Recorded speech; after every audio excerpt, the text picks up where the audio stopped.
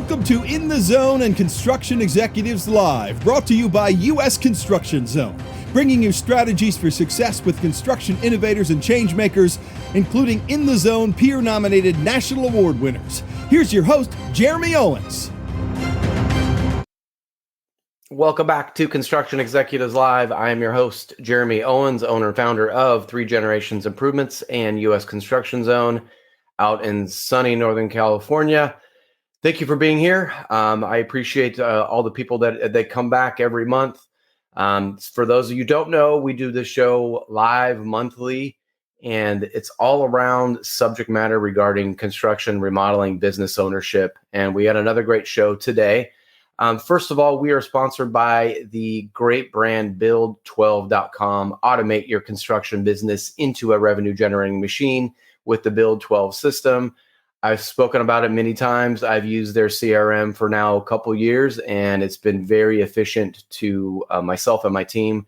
Trying to replace with more automations and less people, it has been a great system. So check out Build12.com. Reach out to Les over there, and he'll give you a free demo. Also sponsored by Built or Pay Pro, the construction payment platform that saves you time, money, and gets you paid fast. Pay 0% credit card fees. Pass all of those fees on to the client. They can accept ACH payments, a state-of-the-art invoicing tool that integrates directly with QuickBooks. Check out builderpaypro.com for a free demo. In thinking about today's show around our pursuit of peace, it made me think about my own personal journey. And I'm definitely not where I want to be, and I'm getting help, including with Madeleine, to get me to the next level. And it's odd. It makes you think about your own personal journey, what success means to you. It makes you kind of dive deep and figure out, what do I want?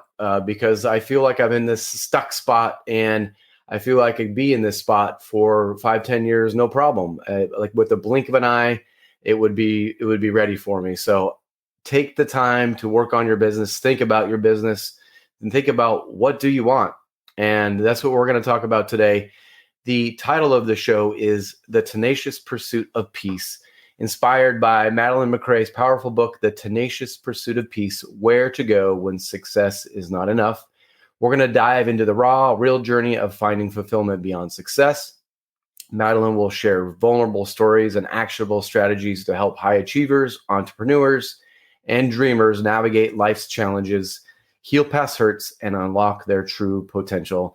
Through heartfelt conversations and practical insights, this podcast will give you the time to examine your life, embrace your inner strength, and pursue a peace that transforms your soul and legacy.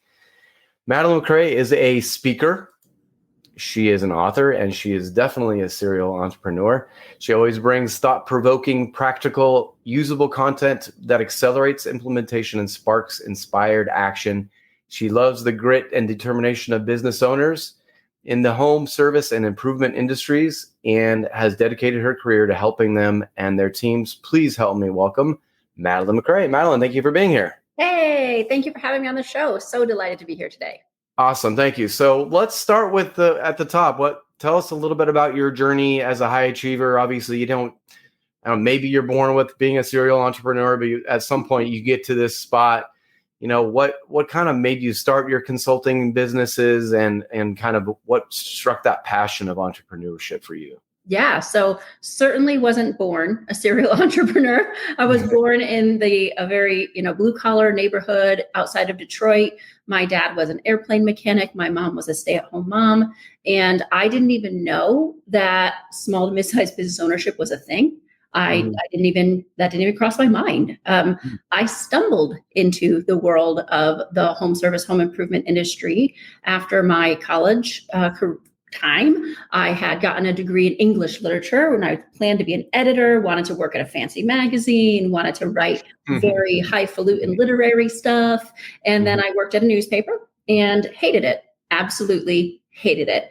But I stumbled on a really well-written ad for a company in the hurricane protection industry. It was down in South Florida, so very apropos for where I was. Okay. And when I dove in there, I discovered that I have an extreme passion for small to mid-sized business owners, and specifically those people who work on or in or for people in their homes, because it's a different type of heart of service that attracts a very specific caliber of individual who's willing to put in the sweat equity.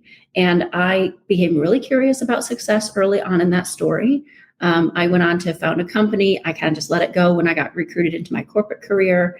And after a really stunning corporate career where I was the most quickly promoted person in their corporate history and the youngest member of the executive leadership team, being mentored by the CEO of a billion-dollar company personally, I set out on my consulting career because I wanted to help close the gap between how these big companies looked at business and thought about business and planned and executed, and how small to mid-sized business owners just really winged it hard. I want to close the gap. And so I've been iterating various consulting firms. I started off with MacRae Coaching and Consulting, my private consulting firm, which I have till today. I have ProQ Systems, which is for those high achieving $3 million plus business owners who really want to take their business to 10, 20, 30 million and beyond. Yeah. And I have Home Pro Toolbox, which is a digital content library that kind of fuels everything. Yeah, awesome. That's quite a journey. So let's start with that topic of success. I kind of said in the opening that I'm kind of struggling with that, me personally. I don't really know what it means. And so tell me a little bit about the connection between money and success. So I have a podcast too. And I ask this question, do you consider yourself to be successful on my podcast every time, right? It's my one non-negotiable. And what I have found is that people who have not achieved success, by their own standard, focus on money. People who have achieved to their own standard of success don't focus on money, right? So having not enough money and being in that survival band is going to generate a specific type of action. But when you're beyond survival, that success band is very, very, very deep, right? You can be barely succeeding or you can be wildly succeeding, right? It's a very, very deep when we're talking specifically about money. Right. But there's a level where more money is just more money, right? Money doesn't actually make you happy. Correct. And that's kind of a lie that a lot of people chase. Well, I'll feel successful when I have a certain account balance. I'll feel successful when I buy that fifth property. But you just keep pushing the line again and again and again. Success is not an external metric. It's an internal game. And how do you go about finding what success is to that individual? What is there just a list of questions that you ask? Because you nailed it with me, like you kind of figured it out. And I think I need to go back and listen to our podcast because I forgot already. That's right. So I believe that we all know. It's just how far have we shoved it down? The constant settling for mediocrity. You said in the opening, I could be here for 5 years and just blink of an eye, and I've kind of settled for 5 years just because I just did. Right. That sort of consistent behavior of not stopping to consider what do you truly want, what really matters to you, is what actually shoves that voice deeper and deeper and deeper. We all know what we actually want, but it's just how much have we shoved it down because of the tyranny of the urgent, because of other priorities, because it's not cool to be introspective, because we got to hustle and grind, because of whatever other thing. Right. But if you take the time to get quiet and just ask, what is it? I'm open to hearing it. I'm open to hearing it. Usually what pops right in is what is really, like by the second time you ask yourself or the third time, what you hear inside is what really does matter to you. And sometimes it's like, throw that over the shoulder. It can't be that easy. Right. And yes, it can. Interesting. Yeah. So what inspired you to write the Tenacious Pursuit of Peace? Well, the very first thing that inspired me was I had someone come to me who wanted to co-author a book with me.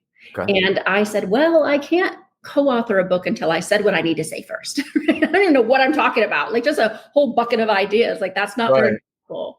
And so I hired a writing coach. I hired all these people to help me understand what I needed to say. And ultimately, this is really what my soul longed to share.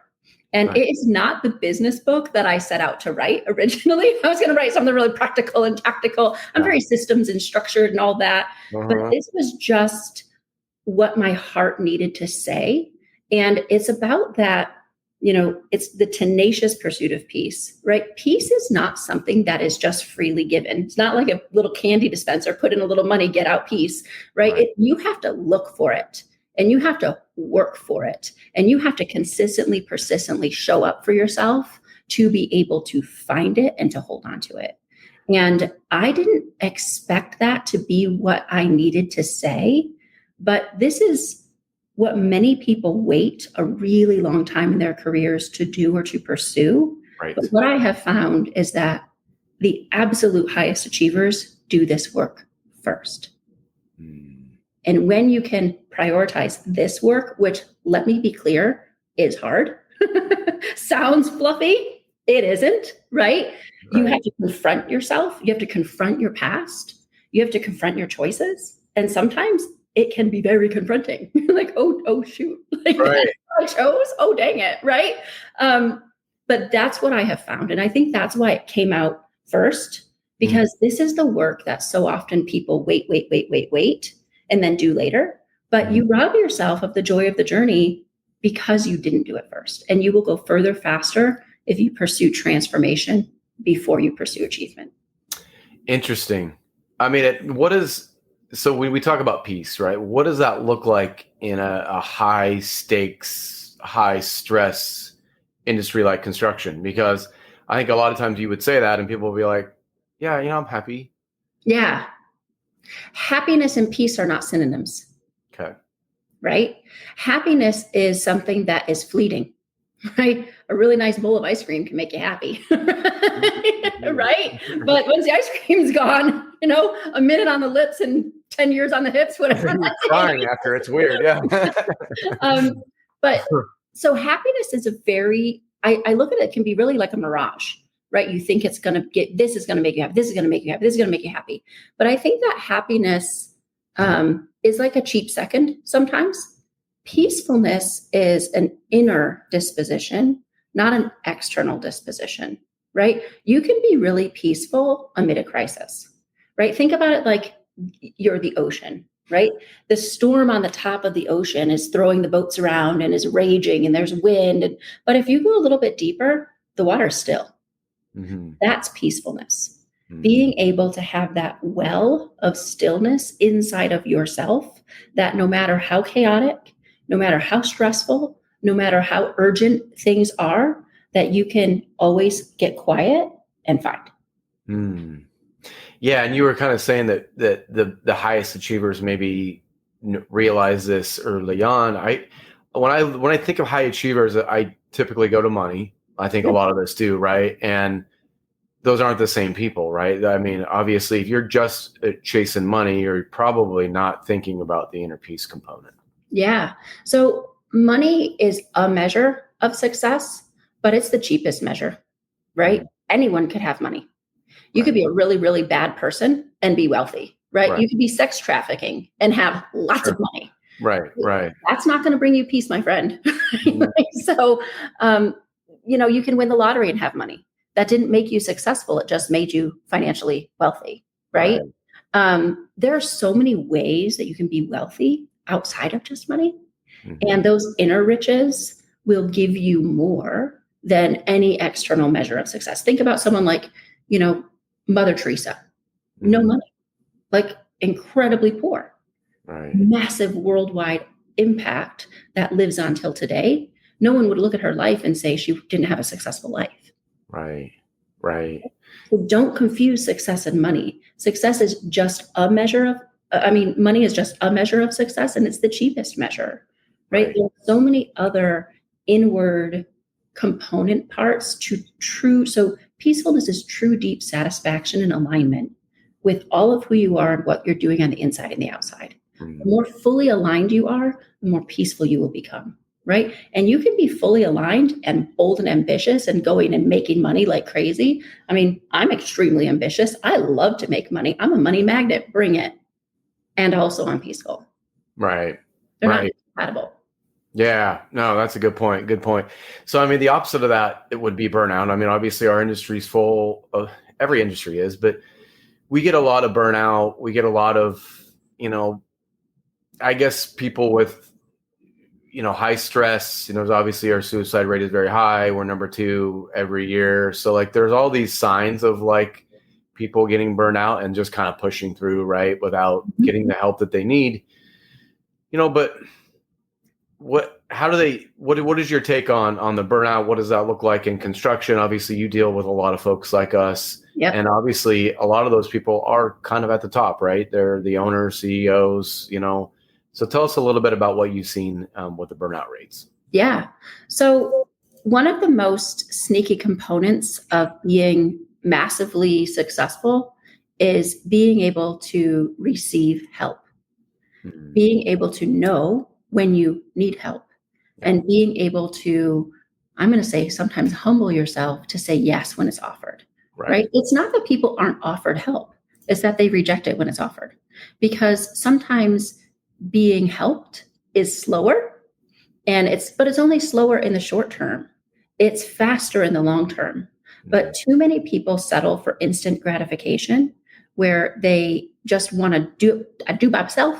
And if you are doing everything by yourself, you're actually not building and empowering a team that can execute for you, right? Yes, there are deadlines. Yes, there's stress from every single direction. Sure. But when you feel like, whether it's accurate or not, you can't step away, that's a really important sign that your structure is not built out enough to handle any further growth, right? You're being the rate limiting factor. And I think that there is just a really profound unwillingness for people to acknowledge, like, wait, I am actually the problem here, because I'm unwilling to unclench my fist and let go of things because they may be done differently by someone else, or it's going to take me too long to train, or I don't know how to write an SOP, or whatever reason they give themselves.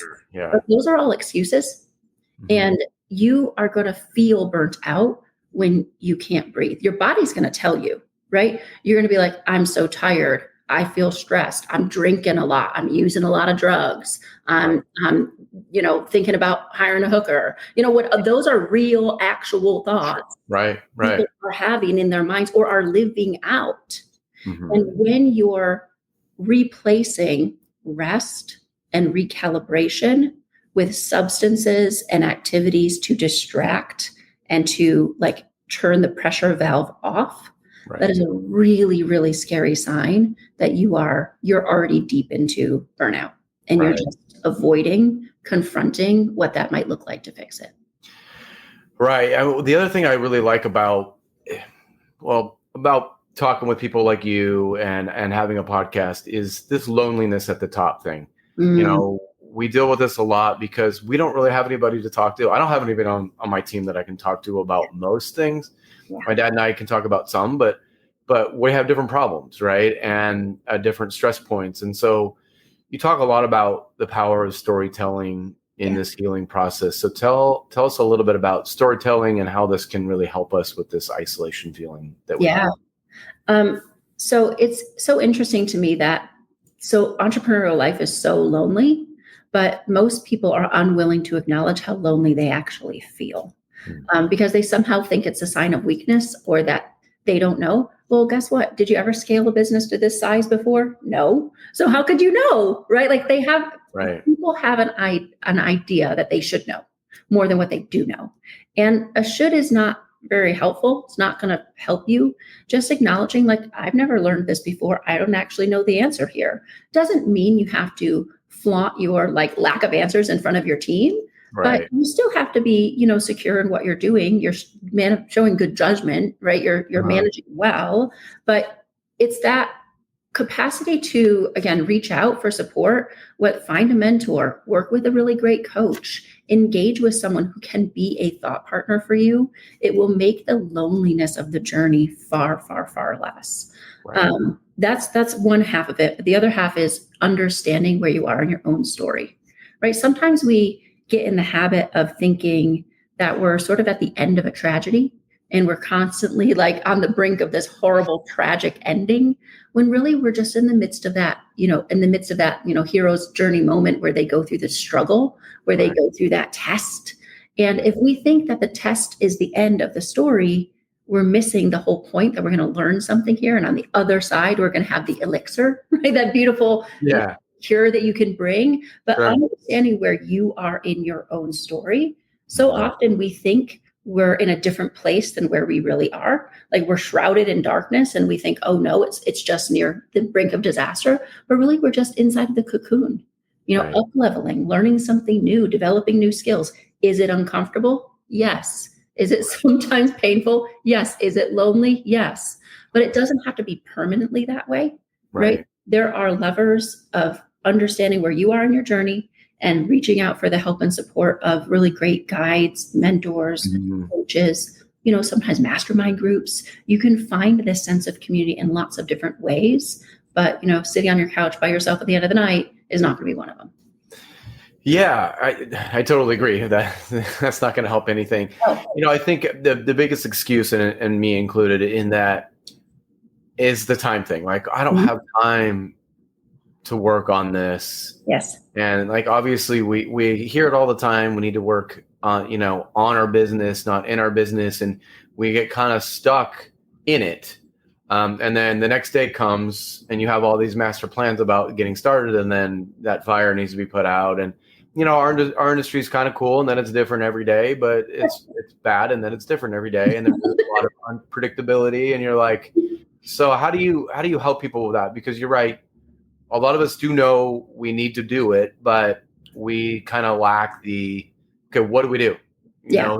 How do you get started? How do you get started? So there's that age-old saying, like, how to eat an elephant one bite at a time, right? So but you just can't start going at it. You got to know what you're doing. So again, I'm going to say, like, reach out for some support, because sometimes the very act of paying, investing in that support forces you to make the time. It's not that you don't have the time. It's that you haven't given yourself the time, right? So look at it this way. Think about like something not directly related here. We'll bring it back around. Let's imagine like you've got a kid and you sign them up for a sporting event, right? You got all the practices, you got all the back and forth, you got all the games, and you think like, how in the heck am I going to fit this in my schedule? And then you just do, right? Yeah. You made the commitment, they made the commitment, you're showing up for it, and you just do it. It's the same thing with this sort of work. You have to make the decision to put the time on your calendar and then to honor that time commitment, right? And that's why investing in support, there's another person on the end of that time commitment, and you have that sense of accountability because there's another human there who's going to be like, hey, Jeremy, where are you? I'm waiting for you in the Zoom room, right? So that personal accountability goes a tremendously long way, right? That's really, really, really valuable. And I'll give one little tip that if you haven't invested in the support yet and you just need to give yourself some time, there's a fantastic process that I teach. It's inside of Home Pro Toolbox. If you want to check out homeprotoolbox.com, there's a ton of resources there. But it's called bookending.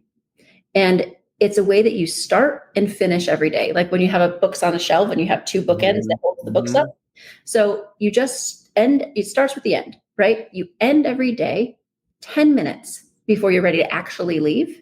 You just stop 10 minutes early, just 10 minutes, or you stay for 10 extra minutes, right? Yeah, right. But you have to be really strict with yourself. Put the timer on and do not take more than 10 minutes. Because if you let it stretch out to half an hour, let it stretch out to 2 hours, let it whatever, you'll never do it again.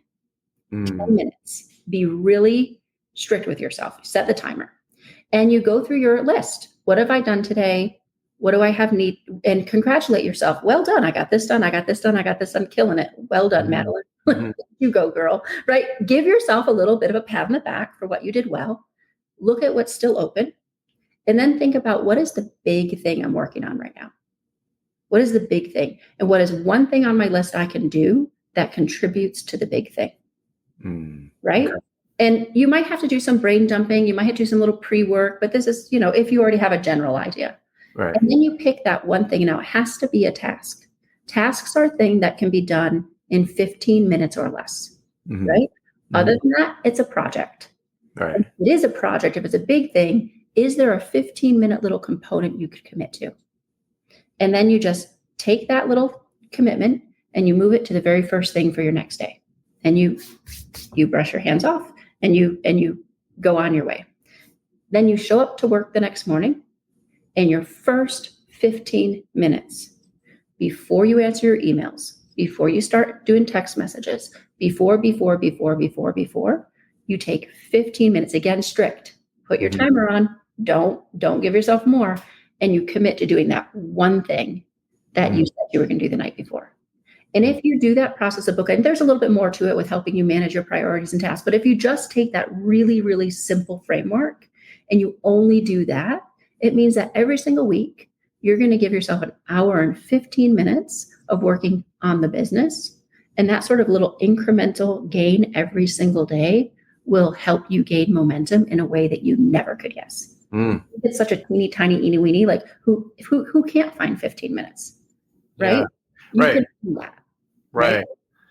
I mean, we promised everybody actionable insight. I think that's it. So bookending, I'm telling you, it's been one of the things that, so I have a couple clients who, one of them particularly has built a $12 million business, a $15 million business, and he's now in the process of founding another business, which will probably be a $50-60 million business. And this is one of the techniques that he used when, excuse my language here, when his life was kind of a shit show.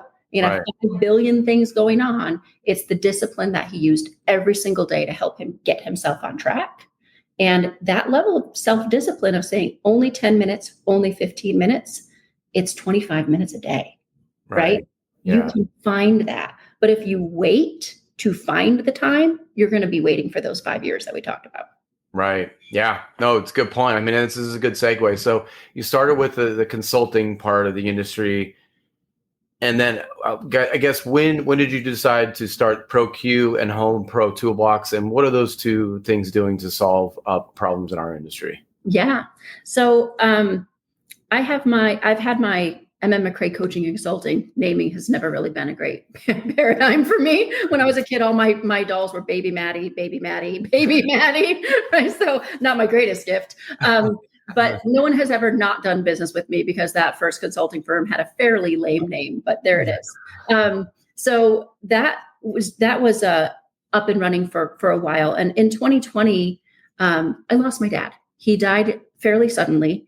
He was sick for quite a long time, but we thought that he was just kind of okay. And he passed away really suddenly. Like within 10 days, he was in the hospital and gone. And he was my person. He was my sounding board. He always really understood me. And after my dad died, I took a period of very much deeper introspection than what I had. I've been a student of self-development for a long time, but this ratcheted up pretty high, to a whole new level. And I realized that I didn't want to be in one-on-one coaching for the rest of my life. I just wasn't having the level of impact that I was feeling called to. And so I hired someone to help me sell my firm. And she was like, well, good news, bad news. After she did an evaluation, she's like, well, you're a top 5% coach, right? I've worked with thousands of coaches. You are in the top 5% of all the coaches I've ever worked with in my entire career. Well flippin' done. Maybe good. That was nice. Sure. Bad news, you can't sell it, right? It is you and your smarts. It doesn't, I had a really robust content vault. And she said, it doesn't matter because it's you teaching all those slide decks. They're all amazing. And yes, you have facilitation guides, but you haven't proven to a buyer that someone who's not you could do it. Yeah, that's tough. And I was like, gosh darn. And she goes, I could sell it, but you would be insulted. You would be insulted with the number that someone would offer you. Right. And we don't want to put you through that. And I was like, well, thank you for saving me feeling insulted. Thank you. I guess I paid you a lot of money for something. And she was the one who told me, you have this incredible content vault, which I'd been developing for, about 15 years. And he said, if you can turn this content vault into something that people can engage with and learn from, that's not just you teaching it live, then you'll have something. And that's what actually was the beginning moment for Home Pro Toolbox. So I built it I don't even know, like, it's a blur in my mind how it happened. So in 2021, in September, I filmed the first video for Home Pro Toolbox. And there are about 350 resources in there today.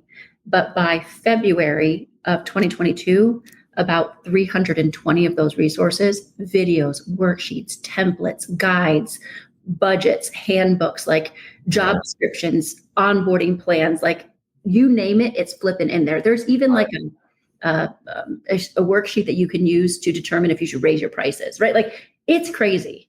Yeah. That was all present and it launched by February. Wow. From September to February. I was just a beast. And looking back, I'm like, I'm not quite sure how I did that, but I did. And building that resource center out actually put me in touch with Thomas McDonald, who became my business partner over at ProQ. Okay. And we started that company about 2 years ago. Okay. And it was him bringing his stuff to the table, me bringing my stuff to the table. And Home Pro Toolbox is a big part of that service delivery process. And, the rest is history, as they say, right? So the Home Pro Toolbox is more of a digital content. It's like a buffet of amazing things. You can just go. Library, sure. Yeah. Go get what you need, go get what you need. It's incredible for training salespeople. So that if you feel like you're not really sure how to train someone and you're worried about it, it's $99 a month. Go get it and use it, right? Like it's really powerful. Right. And where ProQ is more very high touch, really get to know your business intimately, get to know you extraordinarily well, right, and be guided by one of our professionals. We call them co-pilots. They're high-level consultants and coaches blended together. Who walk you through what to do in the business, right? So if you don't have the time, the bandwidth, the know-how to figure it out for yourself, we'll be your outsourced thought partner to help you get there. That's really cool. So the thing that made me think about with the toolbox is like, that's kind of a cool legacy thing because it's so much of your work and thoughts and like what you've learned. Like it's cool that it goes somewhere because so many of us in our industry, like, you do all this great work and your only thing that you can see is the actual physical product. But like at the end of your career, you don't always have something to pass on. You know what I mean? Like it's not like there's not something there for your legacy or your kids or whatever. So it's pretty cool that that's all somewhere. And that was good advice that you got to like, hey, you need to go put this somewhere, not just in your own head. Right. Right. Yeah. I mean, and I had this I called it my content vault. I had this Google Drive of hundreds of awesome, like I probably have done, hundreds of sessions, workshops and speeches and keynotes and right. And virtual webinars and just probably at this point, thousands, not even hundreds. So it's, I've been doing it for a long time and I've been out there in the industry, for about 5 years. One of the things I did is I worked with large corporations building content for their pros in the background, right? Mm-hmm. So just so much, such a huge, rich catalog, but being able to convert it into something that people can use. The way that I've always coached is I give people something that they need when they need it, right? I'm not going to teach you 5 steps over here when you haven't even figured out how to make step 1, right? So that very like one little thing, like the bookending thing, for example, like just one little thing, get you going, and then build on that and build on that. And so that's how Toolbox is created, right? The average video is about 7 minutes. Get in, get what you need, get out. Get in, get what you need, get out, go use it, right? I always believe that education without implementation is just entertainment, right? And if you want to be entertained, go to the flipping movies, right? There's way better people out there to be entertained by than me. Okay. That's not what I'm here for. If you want to be really entertained, then go pursue some entertainment, right? But don't use business education as infotainment, right? Like you gotta go use it. If you're not going to use it, if you're not going to make a commitment to, now something, then why waste your time? Right. Right. I mean, it's a good point. Yeah. I mean, I think it's just that feeling of getting stuck. Like you do want to do it. And so you're hearing it first or learning it first, but then you go like, but Yes. Now I gotta do it. Right. That's Right. the much And harder part. it's the gap between the inspiration and the action where people get caught up. But the Right. problem is they have too many ideas. It's better to take one takeaway and actually use it than to take 15 takeaways that you find overwhelming. And so because it's the enormity of the task, you do none of it. Right. Yeah, totally. Totally. Yeah. So the thing about the ProQ, the outcomes include boosted confidence. You have improved relationships, echoing the transformative piece in the book. Yeah. If you could share one vulnerable lesson from implementing ProQ with a client in a high stakes industry like ours, Yeah. how did it shift their view from relentless hustle to, legacy, balance, meaningful success, all that kind of stuff? Do you have an example that you could share with us? Yeah. I think I'm going to go back to the guy that built the 3 different businesses. He's kind of on the cusp of building that $50 million business, probably even bigger than that. When he actually put both of his businesses through the ProQ process. Okay. And he started with one and he was like, oh my gosh, this is awesome. And then he rolled the next business into it. And what was holding him back was his inability to really empower someone to lead in his stead, right? He had to be that person. And some of it, lots of reasons. But, when you're always the person and you have 2 successful businesses, yeah, relationships are going to burn out. Yeah, you're never going to be home. Yeah, you're not going to see your kids. And one of the things that was really awesome is he brought his son in this summer. He was on his way off to college and he brought his son in to work in the business and he put him through the ringer, right? He made him start at the bottom and put him through the ringer and he wasn't involved. He had one of the leaders that he had coached and nurtured kind of take ownership of that kind of intern relationship. Right. And he received one of the best compliments, which is like, even though he's your son, right, I'm still going to tell you this, he's one of the hardest workers. He's got so much going for him. And just before having the systems and the structures in place, he would have never been able to bring his son in because it would have been him personally overseeing his son's work, which would have put him in his shadow. Yeah. Right. So I think that that's a really, really cool story. And there's so many like that. Right. When you can have a team designed and built that's executing to your caliber and quality standard, to your brand standard, you have so much more freedom. Right. So much more freedom. Totally agree. We talked a little bit about this, and this is maybe one of my kind of success things is the legacy building piece, right? Is that we want it to outlast us somehow, whatever that looks like. It's going to be different for everybody, but your work urges people to reach high and go further, right? So how can executives align their business goals with a personal legacy that brings, that true level of peace that we're searching for? Yeah.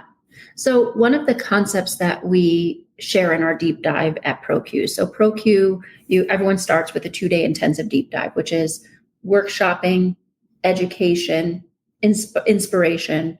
And one of the big reasons we do that is because we want to make sure that we're all looking at the business in the same way together so that we're not having different philosophies guiding the behaviors. And one of the things that we introduce during our deep dive is the concept of being a philanthropreneur.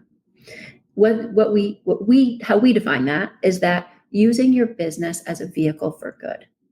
And whatever modality that shows up for you is perfect, right? So my business partner and his wife early on in their entrepreneurial journey made a decision that they were going to give back to the community financially equivalent to what they had earned their first year in business. And they hit that milestone. And that was so inspiring to me, right? Because I'd never thought of that. And I mean, really go back to your first year in business. Did you really earn a number that's unattainable to give charitably? Probably not. Right? Sounds really cool and fancy, but if you really think about what that number is, and I did the math myself and I was like, damn, that's a number I could hit, right? I could do that. So your ability to leave legacy, again, yes, there's a financial component. Your business has to be generating enough revenue and profit for you to have some financial freedom to do it. Right. But your legacy isn't just in what you can do with your money. Your legacy is in the culture you build, and how you train your people and how you teach them to be better humans, right? Having someone, this is another one of our really touching stories. One of our clients came to a call once and said his win, because we always have someone celebrate a win, like what was the win? His win was that one of his team members came to him and said, I'm the first person in my entire family to ever buy a house. And I'm doing it because you gave me this job. You gave me this opportunity, and I've been able to save over these last couple of years. And I just bought my first home, right? That's legacy. That lives beyond you, right? What you transmit into your team and therefore into your community has a profound effect. And you can do it unconsciously or you can do it consciously. And you can build your legacy even today. Yeah. We're still developing the financial capacity to give financially meaningfully. Right. Yeah. No, that makes total sense to me. Yeah. That culture piece. I mean, we talk about it all the time. Yep. Especially for these younger generations, like it's vital to have it. Yep.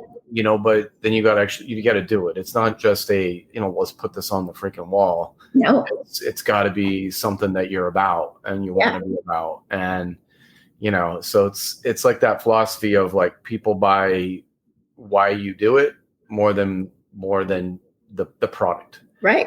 So how do you talk about the why part of it? And that's something that I'm kind of dealing with too, is like, let's really kind of dive deep into this. Why are we doing this? What are we doing? Like when people are looking at our proposals and it's very similar product and service, why are they going to buy from you? Right. And sometimes it just takes that 5% change, right? You just change it 5%, and that little 5% difference, the way you talk about it, what you talk about, what you put the emphasis on. So I always say, like, don't put the emphasis on the wrong syllable, right? So it makes the word sound weird. It really sounds funky.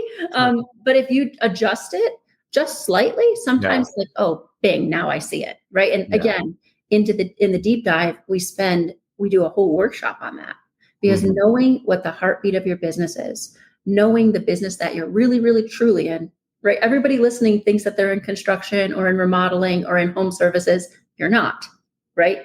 That's the product or the thing you deliver, but that's not the business you are really, really, really, truly in. Right. And when you can understand what is that business that you're really in, then you can talk about it with that 5% difference. That makes 100% of an impact. Yeah, totally. I'm looking forward to figuring that out. Another thing that you talk a lot about is self-acceptance. For construction pros, we really almost always start from the ground up. This is something that is a low barrier of entry, right? A lot of people can go get a contractor's license, but typically we don't have a lot of business experience. So, what practical steps from the Tenacious Pursuit of Peace can help them embrace where they are today without losing sight of where they want to grow, if that makes sense? No, makes total sense. Imposter syndrome is really real. Yeah. And it's because people have this mindset of fake it till you make it. And I would just like to posit, before I give a little practical tip, that show it till you grow it is a way more empowering way than fake it till you make it. Because at the heart and soul of fake it till you make it is faking it, is pretending, right? Versus showing something until you grow it, right? Just show it and practice it and show up and show it again and show it again and show it again. And eventually the skill will build behind it to support it, is a very different come from place. And I think that so often, especially in construction, people feel like they have to show it. They have to pretend. There's a lot of posturing in the construction space. There is a lot of chest pounding. There is a lot. He goes giant. Yeah. There is a lot of people who are broke, taking a whole group of people to the steakhouse and putting that on the credit card when they're not going to be able to pay their staff in 5 weeks. Yeah, no doubt. Let's not pretend, right? Yeah. I know plenty of people who have externally successful businesses who are internally broken and who are even financially like barely making it, hardly holding on by their fingertips, right? That's not good, right? That's just, I call that a vanity metric. You want to be able to brag and to say how good you are and all that. There is no neon sign above anybody's head with their net worth. No. Nobody knows what your net worth is. Right. Nobody knows, right? Unless you tell them, right? But there's so much of that strutting and pretending and posturing and fluffing up the feathers without like genuine authenticity. Right. Some of the people who are standing on stage saying how awesome they are, I've had behind the scenes conversations with them and them being like, I am freaking terrified. Right. I don't actually know I don't know how I did that. Right. That is so sad. Yeah. I'm all about be authentically where you are. It's okay if your business looks like it's doing really well and you're still struggling a bit. You don't have to pretend so hard. Right. So one of the really simple techniques that I can point towards is actually one of the exercises in the book is called, it's just radical gratitude. Being extremely, extremely grateful for what you have today and for where you are today. And you can find it on my speaker website. So madeleinemacrae.com/gifts. There's actually a radical gratitude 21-day challenge where you'll get a new email every day for 21 days that forces you to have a moment of gratitude for something that you may or may not want to find gratitude for, right? And that persistent drip of gratitude is incompatible with that, with that mindset of not enoughness. Yeah, makes total sense to me. Everything you're saying makes total sense. This is It's almost like I knew what I was talking about. My gosh. How did that happen?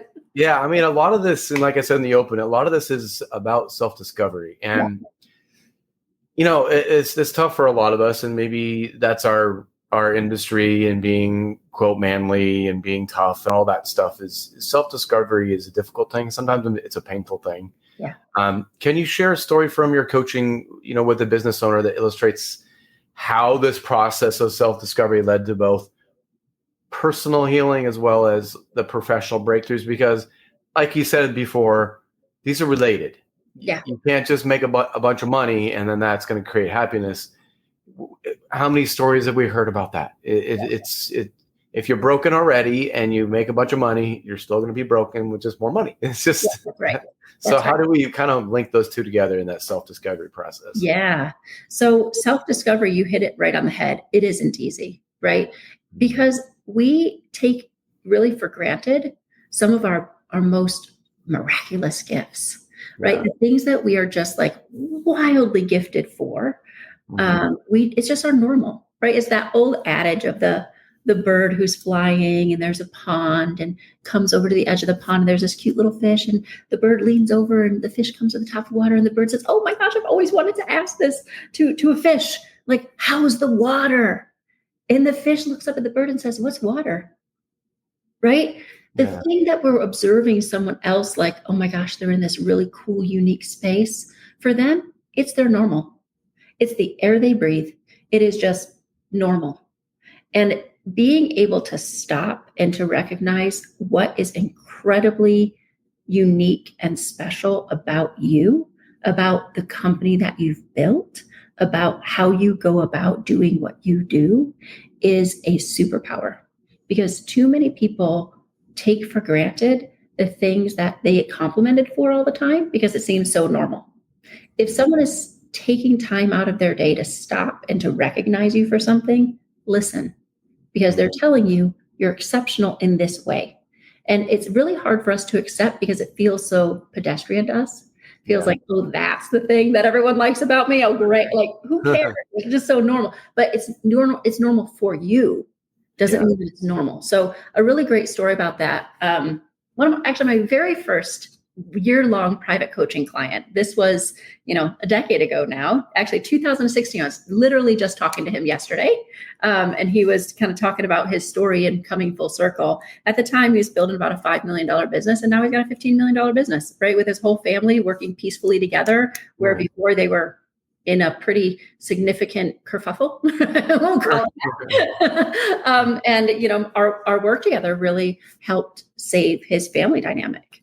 And part of understanding that process, part of what we did was understanding what is the gifts that each one of them brings to the table and what roles should each one of them have. When you have murkiness in your business and everyone's just kind of doing everything helter-skelter and there's no formality in what is this person's role and function, what is this person's role and function, what is this person's role and function, what happens is there's no ability to accelerate in your area of gifting. And you end up lurching, like everyone's kind of lurching and getting resentful and stepping on toes, right? So that was actually a really practical example of not only did it help their business grow exponentially, but it created harmony in their family because there was way less toe stepping and each person had an area where they're in charge of that decision, right? And that's a different way of going about your business than kind of everyone living through a vote. Everyone's going to vote on it. Well, that's dumb if everyone's going to vote on it when you're actually the one who knows the most about it, right? Why does your vote count for more, right? Yeah. Right. So that was a really, like, just yesterday, I was meeting with actually my original client and his son, who's now their COO. And it was a really cool conversation, but that's exactly where we started, was understanding, what do you bring to the table? What are your strengths? What are your gifts? And what role are you therefore most well suited for, whether you like that title or not? Yeah. Yeah. Sometimes hard conversations for sure. Right. Yeah. And the other thing that I'd like to kind of talk about is we're very busy people, obviously. A lot of times we work hard. Some of us are a little bit on the workaholic side of things. And a lot of us high achievers tend to, not have enough time for family life, maybe marriages, things like that. So, what is kind of some of your insight there, especially talking about this peace component of your book? Yeah. How do you guide us high achievers through those sometimes choppy waters? Yeah. Well, I mean, it takes one to know one, right? So I myself am a somewhat in recovery workaholic. Back in my corporate days, I used to literally sleep with my laptop. I actually remember one time my son's dad came over to my apartment and he was like, and I was like, oh, sorry. I literally had like all my stuff was on his side of the bed. Like I was just working and he was like, awkward. And I was like, I'm sorry. I was so blind to it, right? I literally used to sleep with my work. I would wake up at 2:30 in the morning and I'd be like, think ideas, emails. Like my Outlook adjusted to send all my emails at 8 a.m. because people are like, Madeleine, why are you working at 3 a.m.? What are you doing? Right. So I just let Outlook fix that for me. So when I made the transition, so my journey is unique in that I became a solo parent somewhat unexpectedly. My son's dad and I weren't working out. I took a bit of a break from the relationship. I tell the story in the book, took a break from the relationship, and that break turned into a breakup when I found out he was already in a relationship with someone else. My son was 16 months old and I was taking a break visiting my parents, and I ended up living in my parents' basement for 2 years. And that was a very hard ego move for me. I had a big, beautiful house that he was living in, right? And it was a very hard thing for me to wrap my mind around. Right. But what it forced me to do was I've always wanted to be a mom. That was really important to me. And as it turns out, my son is autistic and dyslexic and ADHD and also gifted. And, and I had to learn how to not just be a solo parent, but how to be a solo parent to a child with very specific needs. And it forced me to let go of my workaholism because I wanted to be present. I actually taught my son when he was 3 years old, when I was on my phone too much, to say, Mommy, please put down your phone. Mommy, please put down your phone. Mommy, please. And one night I was home from work and he had been with my mom all day. And then I moved out of the basement, was in my own place. And he said 3 times to me in like 20 minutes, Mommy, please put down your phone. And that was the day that I decided I don't have any self-control. So I have structure instead of self-control. So willpower, there's only so much of it that you have. Right. And I was using all of my willpower and so many other things. I just didn't have it to give over there. But what I could do was implement structure. So what I did at the end of every day is I deleted all of my work apps from my phone before I drove home. That was hard to do. Did you reinstall them? What was that? Did you reinstall them? Every morning. True addict. Every morning. I would delete all my work apps at the end of the day, and I would reinstall them every morning. It took 5 minutes, right? It wasn't that long of a commitment, but that meant that I left my work laptop at work. That meant from the time I left work to the time I showed back up in the morning, I was entirely unplugged. And I had no choice but to give that time to my relationship with my son, to my relationship with myself, to my health and well-being, to my friends, right? And that decision alone cut the cord of the workaholism. And by the way, my business grew. It didn't shrink when I did that. Boundaries. I mean, you must have had a good team around you, yes? Yeah, I didn't have a big team. I had a small team, but I was extremely good at setting boundaries with my clients. Setting expectations, letting them know I am absolutely going to get back to you. And I told them, I said, I value my family life. Right. So I don't work at night. Right. Yeah. I mean, I think a lot of us do struggle with the boundaries. So a lot of us struggle with, for me, it was in the beginning, it was, going on vacations and still working, just not on being able to completely unplug. Yes. I mean, even if you feel like you're relaxing, you're on a lawn chair and you're relaxing for a little bit, you might be still thinking about work. Yeah. It takes a couple of days to genuinely unplug and then to actually have that restfulness.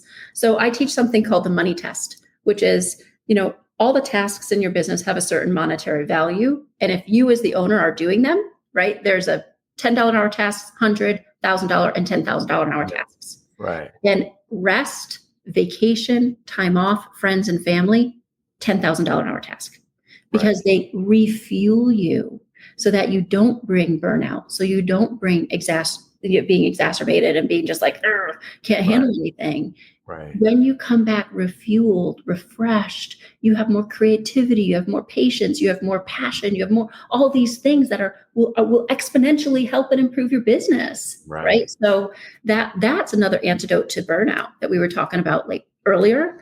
And it's really important that, yes, you do need a well-functioning machine behind you to do that.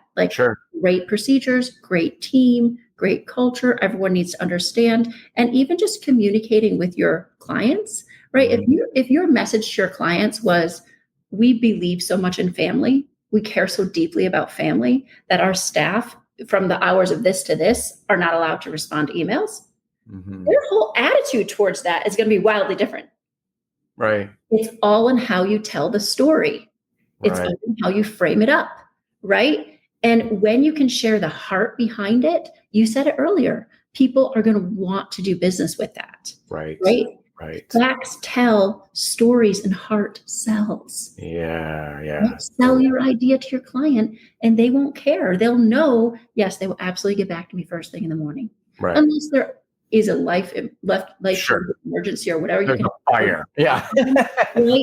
Fine. Emergencies are real. Sure. That's the exception. Manage the exceptions, but build to the rule and give yourself space as the head of the company to decide what you want the rules to be. Right. Yeah. Excellent. If you could leave us as construction leaders with one vulnerable story or key insight from the Tenacious Pursuit of Peace, which you probably already have shared, that transforms how we all view success and legacy, what would it be? So at the very last chapter of the book, spoiler alert, okay? Spoiler alert. I tell the story of the night that my son's dad died and our very, very last conversation. He died in 2021, wildly unexpectedly of a heart attack. And the last conversation that we ever had was about him being able to forgive himself for some of the missteps that he had made. And that lesson of acknowledging that you may have been the one who did the wrong thing and being able to forgive yourself first can transform the experience that you're having and the experience that other people are having. So often a lack of self-forgiveness is what fuels us to prove or to overexert, right? Where if we could just find peace and forgive ourselves first of all, it becomes easier to forgive other people for much smaller things. And it just changes how we pursue what we pursue. And that shift in us creates a shift in our culture, which then creates the ripple effect that we've talked about multiple times throughout the day. Love it. Well, that's a great way to end the show. Thank you so much, Madeleine, for being here. It's a wealth of information and key nuggets, like we promised. They're all there. So thanks again for being here. Tell everybody how to get in touch with you if they want to learn more about your multiple businesses there. Yeah. So I'm very present on LinkedIn. So Madeleine MacRae, I'm easy to find on LinkedIn. You can find me on my speaker website, which is MadeleineMacRae.com. And you can also tune into my podcast, which is called Scaling the Gap. So those will be 3 great ways you can find me. Awesome. Thanks again for being here. My pleasure. Thanks for having me. Yeah, you are so very welcome. Thanks again for being here. That's another episode of Construction Executives Live. We'll see you next month. Thank you so much. You've been listening to In the Zone and Construction Executives Live with Jeremy Owens. Be sure to subscribe to In the Zone and stay in the know with the best minds in the construction industry.